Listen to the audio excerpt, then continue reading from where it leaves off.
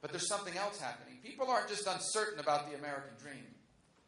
They feel insecure about our standing in the world and even our life here at home. The world we live in is as dangerous as it has been in over a generation. And it's not just ISIS, and we're going to talk about that in a moment. But it's North Korea. North Korea is governed by a lunatic who happens to possess dozens of nuclear warheads and long-range missiles.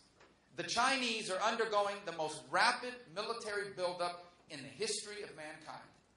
Think about it. They are building their military larger and faster than any country's ever done in the history of the world.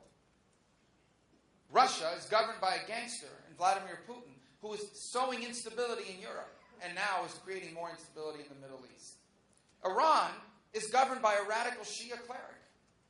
The Ayatollah of Iran is a radical Shia cleric with an apocalyptic view of the future, who believes that it is his calling to unite all of Islam under his rule and trigger a final showdown against the West where they will dominate the world.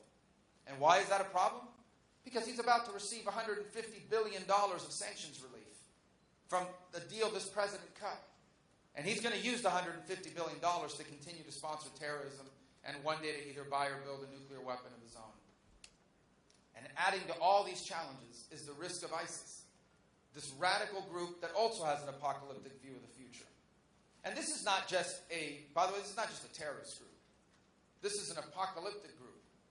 When they recruit fighters to their cause, they recruit them by saying there is going, according to their interpretation of Islamic prophecy, there is going to be this final war, this apocalypse, this Armageddon-style showdown in the city of Dominick in Iraq, in Syria.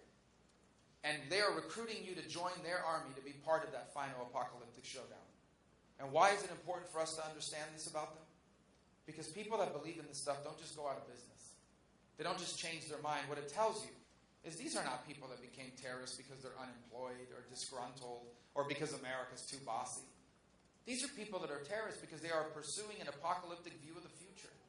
And they need to be defeated. And everyone on that stage talks tough. It's easy to stand here tonight and say, or this morning and say, we're going to utterly destroy ISIS. We're going to blow them up. We're going to make the sand glow. That's easy to say. What are you going to do it with? You need to have the capability to do it with.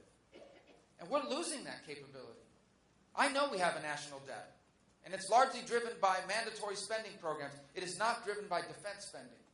The defense cuts we are facing in this country already, the ones that are already in place, that some Republicans have supported, make it even deeper. Those defense cuts are going to leave us with the smallest and the oldest Air Force we have ever had. How are you going to make the sands of the Middle East glow if you don't have the bombs or the Air Force to do it with? And that's where we're headed. How are you going to defend yourself against them if you have an army that's smaller than it's ever been since World War II? How are you going to keep our country safe with a Navy that is smaller and older than any time since 1915? Talking tough is not enough. You need the capability. And in a world where North Korea and China and Russia and Iran and radical jihadists like ISIS pose a threat, how can it be that we are weakening our military? And how can it be that in the Republican Party we have people that justify it? This is an important difference in this campaign. We must remain the strongest military power in the world. And not just in numbers, but in capability.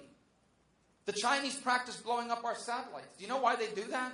Because all the technology advantages we have in the world won't matter if we can't use satellite communication. They practice cyber warfare because if they can blind our capabilities, what's the point of them? They practice destroying aircraft carriers, a $4 billion ship with a $4 million rocket they've developed, and we still don't have an answer for it. And the threat here at home is real too, to the homeland. And this group we are facing is highly sophisticated. This is not your Al-Qaeda group. That was a deadly group. This group is even deadlier.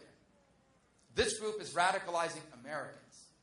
One of the two animals at San Bernardino that did what they did was an American citizen.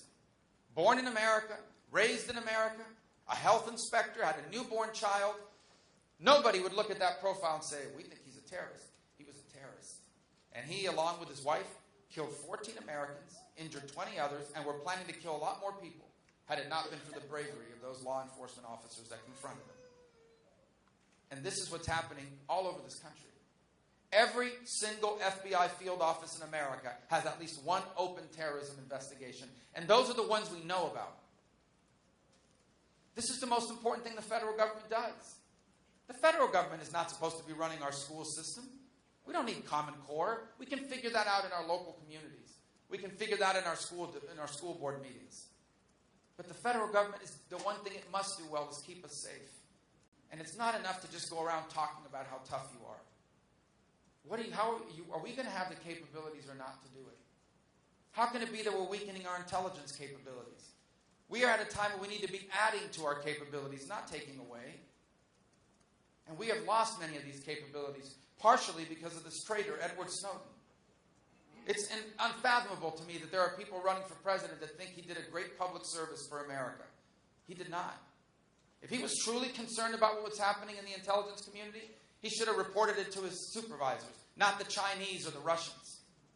But today there are terrorists in this world that we can no longer track because they read what he said and changed the way they operate. We have taken away in just the last few weeks the ability to look at records we once had access to. And I'm telling you now, if anybody in the federal government is caught spying on you, illegally and unconstitutionally, they should be fired and they should be prosecuted. But I'm also telling you this. If, God forbid, there is an attack today in America, the first question every one of you is going to have is, why didn't we know about it? And how come we didn't stop it? And the answer better not be because we took away a tool that once allowed us to learn about people and stop them. This threat is a real threat, and we need to confront it before it grows larger and more dangerous. They recruit Americans in the homeland. They're trying to infiltrate people into the country, and they're planning massive attacks, not just in the U.S., but throughout Europe, in Jordan, in Yemen, you name it. They're everywhere. They need to be confronted, and they need to be defeated. These are real challenges, but we can do all this. But we have to act now with a sense of urgency and with purpose. We can't afford to wait any longer. The next 4 years cannot be anything like the last 7 years. We must act on this now.